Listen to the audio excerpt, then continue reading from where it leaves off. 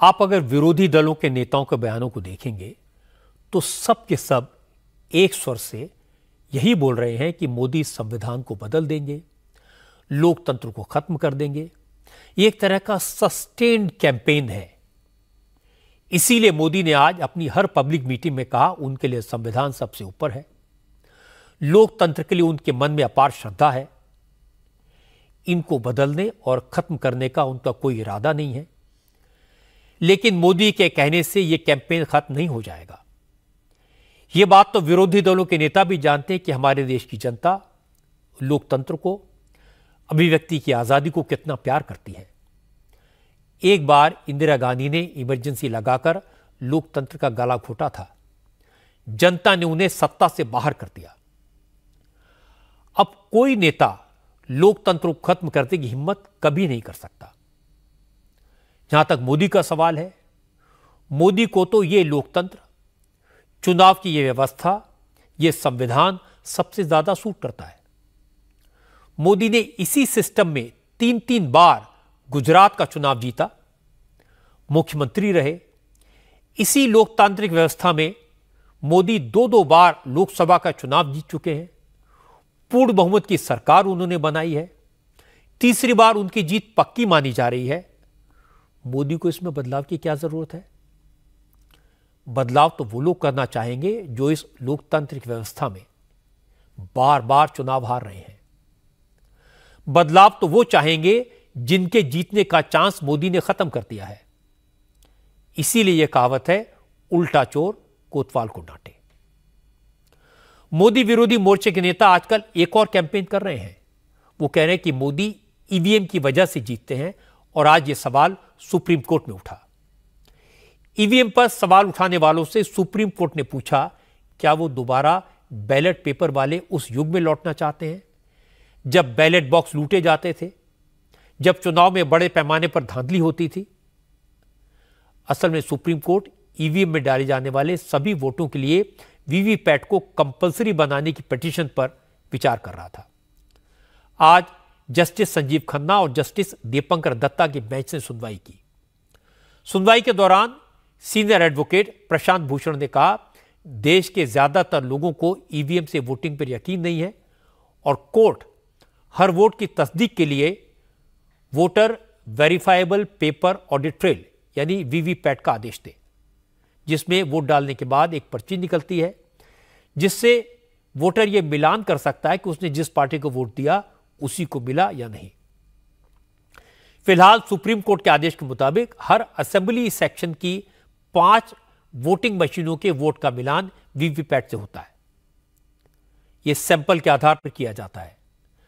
आज पिटीशनर्स ने कहा कि जर्मनी जैसे देशों में आज भी बैलेट पेपर से वोट डाले जाते हैं। इस पर जस्टिस दीपंकर दत्ता ने कहा कि जर्मनी की आबादी तो उनके होम स्टेट बंगाल से भी कम है, लेकिन भारत में 98 करोड़ वोटर हैं। चुनाव आयोग की तरफ से कहा गया, अगर हर वोट का वीवीपैट से मिलान किया जाएगा तो काउंटिंग में कम से कम 12 दिन का वक्त लगेगा। तब प्रशांत भूषण ने कहा कि ईवीएम पर देश को भरोसा नहीं है, ऐसे में पुरानी व्यवस्था ही लागू की जाए। इस पर जस्टिस संजीव खन्ना ने कहा, हम सब ने वो दौर भी देखा था जब बैलेट पेपर से चुनाव होते थे और क्या क्या धांधलियां होती थी। क्या पिटीशनर उस दौर की बात कर रहे हैं? क्या वो उस दौर में लौटना चाहते हैं? तब पिटीशनर्स की तरफ से प्रशांत भूषण ने गुहार लगाई, अगर कोर्ट हर वोट का वीवीपैट से मिलान हो तो लोगों की शंकाएं दूर हो जाएगी।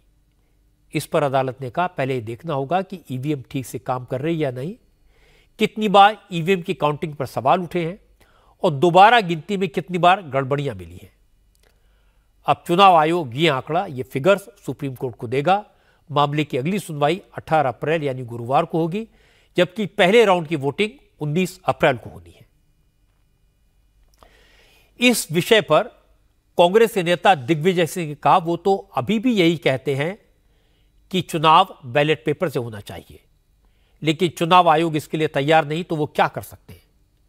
दिग्विजय सिंह ने कहा, वो नरेंद्र मोदी से पहले से चुनाव लड़ रहे हैं, इसलिए उन्हें यह सिस्टम मोदी से ज्यादा पता है। मैं चाहता था मतदान बैलेट पेपर से हो, क्योंकि मुझे ईवीएम पर भरोसा नहीं है।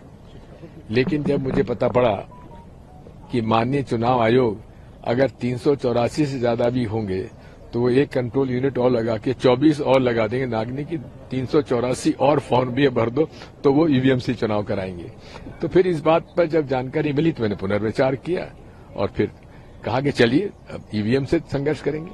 नरेंद्र मोदी जी ने पहला चुनाव लड़ा 2002 में, मैं चुनाव 1977 से लड़ रहा हूं। मैं जानता हूं क्या है क्या नहीं है। कांग्रेस ईवीएम पर सवाल तो पिछले 5 साल से उठा रही है। इस चुनाव से पहले दिग्विजय ने ईवीएम का मुद्दा उठाया था, फिर कांग्रेस का डेलीगेशन चुनाव आयोग से मिला, इसके बाद सुप्रीम कोर्ट में केस फाइल किया गया। यह सब चुनावी रणनीति का हिस्सा है। असल में ईवीएम का विरोध करने वाले एंटी मोदी मोर्चे के नेता जानते हैं कि 18 करोड़ वोट का वीवीपैट की पर्ची से मैन्युअली मिलान करना प्रैक्टिकली पॉसिबल नहीं होगा, और अगर ऐसा करने की कोशिश की गई तो कम से कम इस चुनाव में तो ये संभव नहीं है, क्योंकि चुनाव की प्रक्रिया शुरू हो चुकी है। 19 अप्रैल को वोटिंग होनी है। इतने कम वक्त में कुछ नहीं हो पाएगा। लेकिन चूंकि माहौल बनाना है, इसलिए अभी से ईवीएम का मुद्दा उठाओ, वीवीपैट की पर्चियों से मिलान की मांग करो, जिससे नतीजे आने के बाद यह कहा जा सके कि हम इसलिए हारे क्योंकि ईवीएम में गड़बड़ हुई। जो कहना है उसका ग्राउंड अभी से तैयार किया जाए। इसीलिए नरेंद्र मोदी ने कहा कि यह सब हार के बहाने खोजने की कवायद है और कुछ नहीं। मोदी और विरोधी दलों के नेताओं में यही एक बड़ा फर्क है। विरोधी दलों के नेता वो मुद्दे उठाते हैं जिनसे जनता को फर्क नहीं पड़ता, और मोदी विरोधियों की वो नस दबाते हैं जहां दर्द सबसे ज्यादा होता है।